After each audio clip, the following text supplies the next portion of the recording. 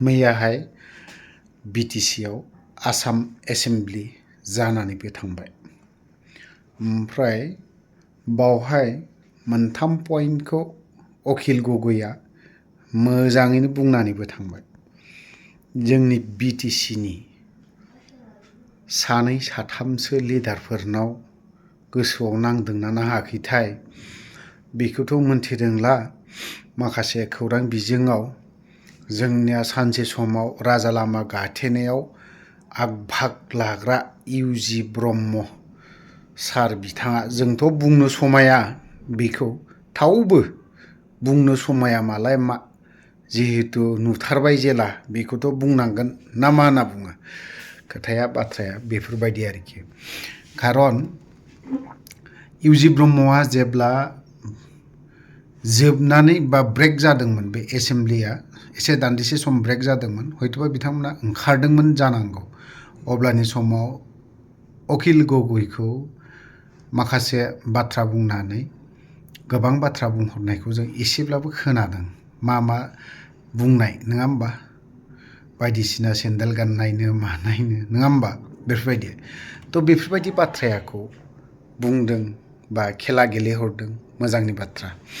अखिल गगैआ सिङाव हारसिंनो नाम्बार 1 जाना थादों बियो, आरो जाखागोन। खुगा गोनां मानसि थानो हाया। इउजि ब्रह्ममोना लाजिदोंना लाजियाखै इउजिनि जायगायाव फैनानै? आरो बेवहाय गुबुन हारिबाव थागिबि जानो हागौ, बिथांमोना नन ट्राइबेल। बावहाय जों बर' जाथिनि मा खहा जागोन बे बाथ्राखौबो बुंदों। इउजि ब्रह्ममोना अनलि गावनि पावार गाद्दि बेखौल' लुबैसुला गोजा। लोगोसे गुबुन बिथाङाथ' मन्त्रि लाइफआव, आसामनि मन्त्रि लाइफआव इउजि ब्रह्मआ ना, आसामनि मन्त्रि लाइफआव। बावहाय अखिल गगैआ माखौ बुंदों? नाम्बार 1 बिटिआर एकर्डआ इमप्लिमेन्ट 100% जानांगौ। 5 बोसोर जालांबाय, गैया मोनसेबो। बेखिनि बाथ्राखौ बुंदों। नाम्बार 2 जेलाव थानाय एनडिएफबिफोर बिसोरो गासैबो उदां जानांगौ। बेखिनि बाथ्राखौ बुंदों अखिल गगै। आसामनि जोंनि बिटिआरनि मन्थ्रिफ्रा बुंनो हादोंना बेफोरबायदि मिडियायाव दुगानो हादोंना? इउजि ब्रह्म हादों नामा? बेथ' राजा लामा गाथेग्रा, सानसे समाव बिरादनो सोमावसारबोनाय। सनमान होयो जों सोमावसारनायखौ, जों सनमान होयो बिथांखौ।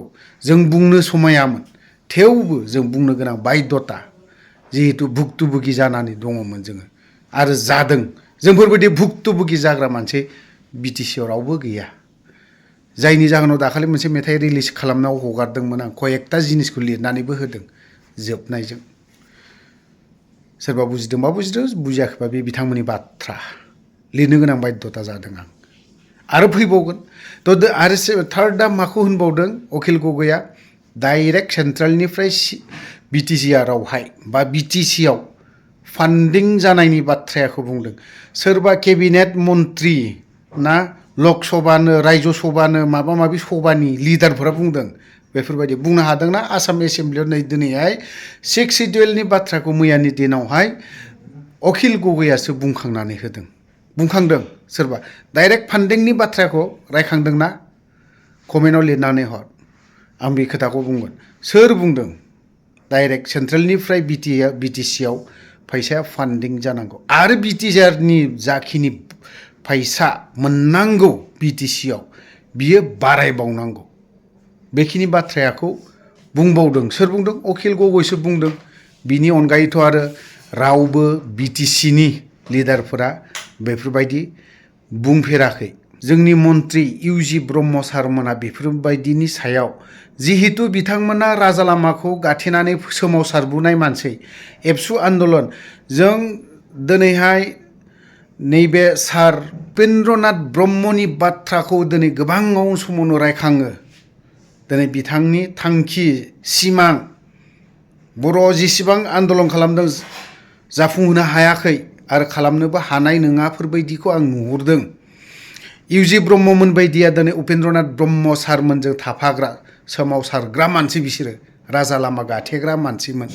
दिनैहाय बिटिसि गावनि बिखायावनो दिनैहाय मोनसे एसेम्ब्लि जानानै थांबाय बावहायथ' मोनसेबो बाथ्राखौनो बुंनो हायाखै बियो दिनै उपेन्द्रनाथ ब्रह्मनि सिमांखौ जाफुंहोनांगौनो बिनि बाथ्राखौथ' एसेबोथ' रायखांनो हायाखै स्टेटनि बाथ्राखौथ' खोथाखौथ' दोन स्टेट जानांगौनि माबा मोनसे बाथ्राखौ बिनि खोथाखौ रायखांनाया गोजाननि बाथ्रा डाइरेक्ट फान्डिंनि बाथ्राखौ दिनैहाय अखिल गगৈ बुंखांदों मानो रायखांनो हाया जोंनाव एमएलए फोरबोथ' दंना एमएलए फोरबोथ' दंना मन्त्रि दंलायो मन्त्रिया दिनै बुंनो हादलायो लक सभा रायजो सभा माबा माबि सभानि मानसिफोर दङ बुंहैदोंना खोनादोंना जों अनलि जों माखौ खोनायो उमुक सार थेंक इउ उमुक सार थेंक इउ ना गासैखौबो जों थेंक इउल' होबोनायखौ खोनानो मोनो थेंक इउ होनायनि बिनिमयै जों मा मोनदों जों थेंक इउखौथ' होनो रोंबाय गोजोननायखौथ' होनो रोंबाय जों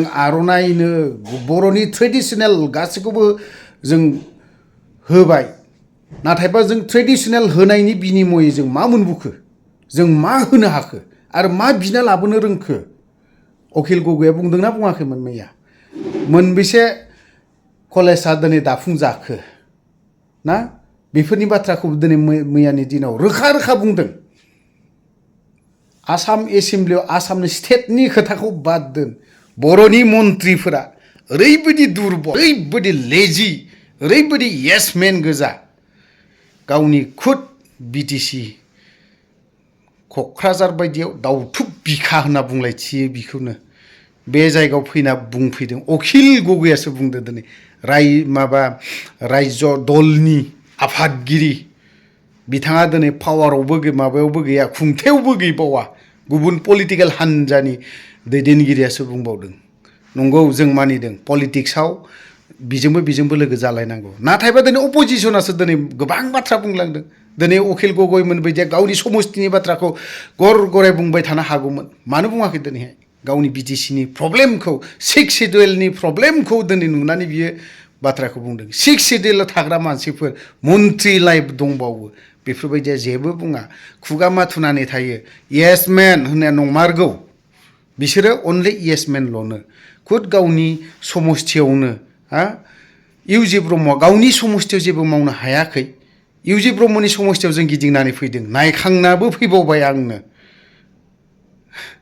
लाजिथाव बिनि देरसिन लाजिथावना जेबो गैया मैयानि दिनाव जों खोनानो लुबैदोंमोन एसेब्लाबो मोजां बाथ्राफोरखौ कयेकजन बिपिएफनि अपोजिसन लिडार बियो फंनैसो बाथ्रा बुंदों